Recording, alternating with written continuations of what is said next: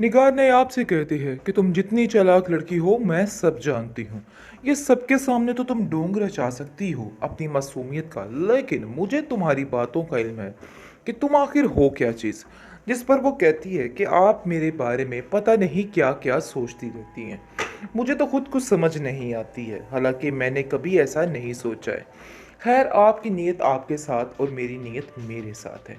वो अपनी सास को साफ साफ बता देती है, लेकिन तानिया बड़ी चालाकी से कहती है कि तुम्हें नहीं पता है कि आंटी तुम्हारे बारे में क्या क्या बातें करती हैं। तुम्हारे खिलाफ, तुम्हारे घर वालों के खिलाफ सारी गेम इनकी ही रचाई हुई है, यानी कि डबल पॉलिसी खेल रही है। दोनों तरफ चल रही है, उनको उनके खिलाफ और उनको उनके खिलाफ कर रही हैं। वैसे निगार को करने की ज़रूरत तो नहीं है, वो तो ऑलरेडी ही इस किस्म की औरत थी।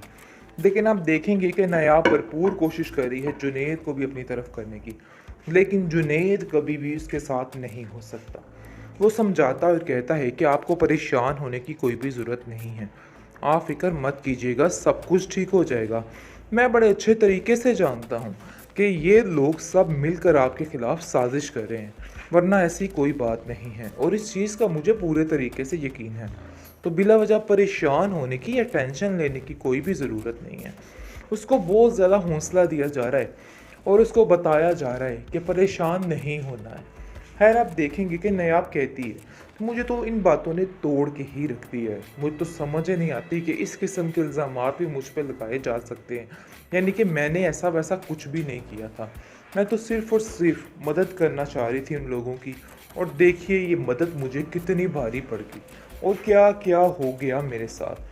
जिसको सुनकर वो कहता है कि आपको ऐसा नहीं करना चाहिए था, इन लोगों पे यकीन नहीं करना चाहिए। नहीं, आप किस चीज़ का दिखावा कर रही हो इस घर में? इस घर में तुम्हारी कोई भी जगह नहीं है, और चाहते हुए भी तुम अपनी जगह इधर नहीं बना सकती हो।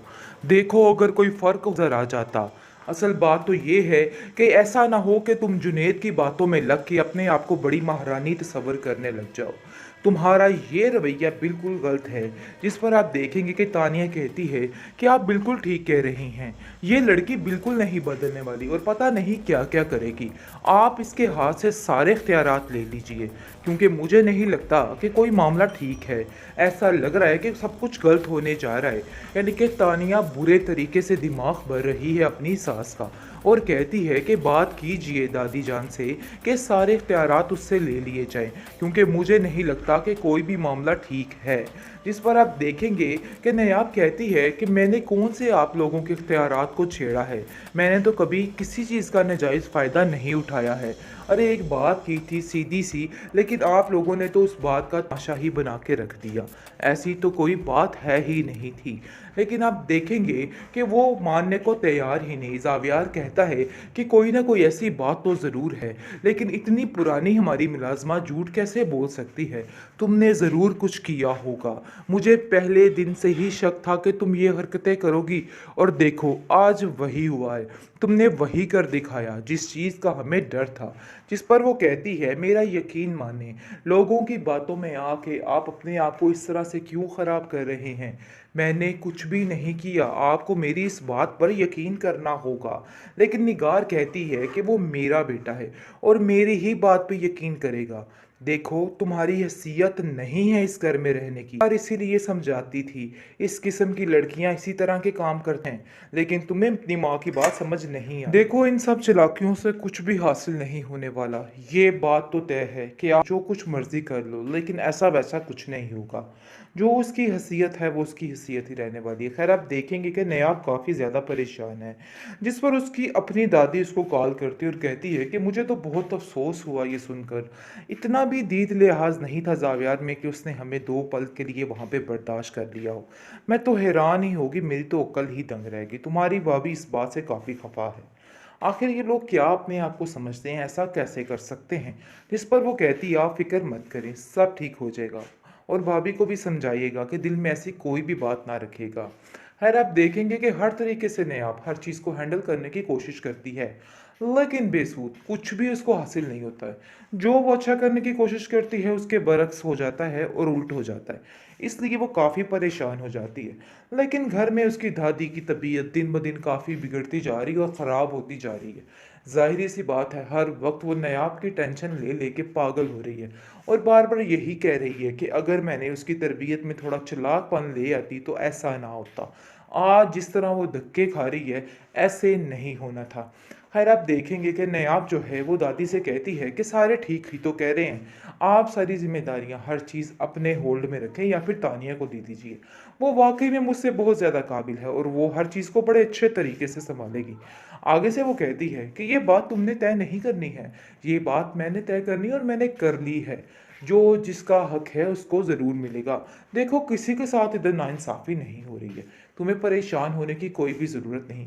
यानी कि पूरे तरीके से उसको तसल्ली दी जा रही है कि तुम इन सब बातों की टेंशन ना लो। हालाँकि बीचन जानती हैं कि सारा कुछ वो लोगों के कहने पे कर रही है।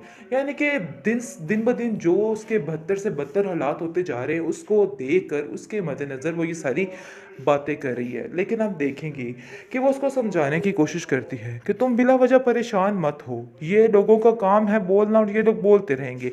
इसलिए मज़ीद इन सब लोगों की टेंशन नहीं लेनी है। खैर, आप देखेंगे कि जुवेरिया कहती है कि इस बात का बदला तो मैं लेकर ही रहूँगी इससे। इसने जो कुछ मेरे साथ किया है, इन सब चीज़ों में इसकी गलती है।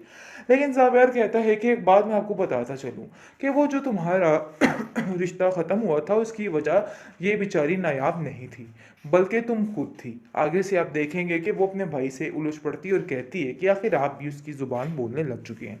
ये बात तो तय है और ये बात हमें समझ आ रही है। लेकिन वो उसको समझाने की कोशिश करता है कि मुझसे खुद नायला आंटी की बात हुई है, उन्होंने मुझसे खुद सारी बात की है।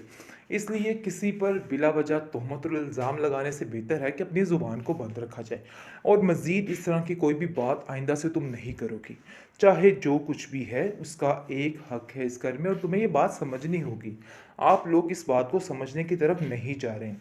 लेकिन जैसे ही उसका दिमाग अच्छे रास्ते पर, अच्छे ट्रैक पर चलता है, साथ ही तानिया और निगार कुछ ना कुछ ऐसा कर देती हैं कि सारा मामला उल्ट हो जाता है और कुछ समझ भी नहीं आती किसी को।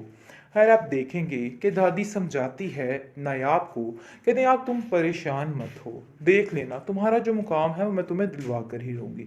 चाहे ये लोग लाख कोशिशें कर ले, उसके बावजूद भी इनको कुछ हासिल नहीं होने वाला। ये बात तो तय है। लेकिन आप देखेंगे कि फ़िलहाल जो मामलात जा रहे हैं, उनकी वजह से बेचारी नायाब काफ़ी परेशान है और वो समझ रही है कि बहुत मुश्किल है ये सब कुछ करना, क्योंकि उसको खुद समझ नहीं आ रही है। लेकिन वो इस चीज़ को लेके चलती है और सबकी बातों पे यकीन करती है। यानी कि जैसे जुनैद उसको अपनी बहनों की तरह ट्रीट करके उसका बता रहा है कि तुम्हें थोड़ी चालाकी और होशियारी दिखानी है और उसकी काफ़ी ज़्यादा हर चीज़ में मदद कर रहा है। ये बात उसके लिए काफ़ी ज़्यादा मददगार साबित हो रही है। लेकिन दूसरी तरफ दादी भी हर मुमकिन कोशिश कर रही है कि हर तरीके से इसको सेव किया जाए और इसको थोड़ा होशियार बनाने की कोशिश की जाए।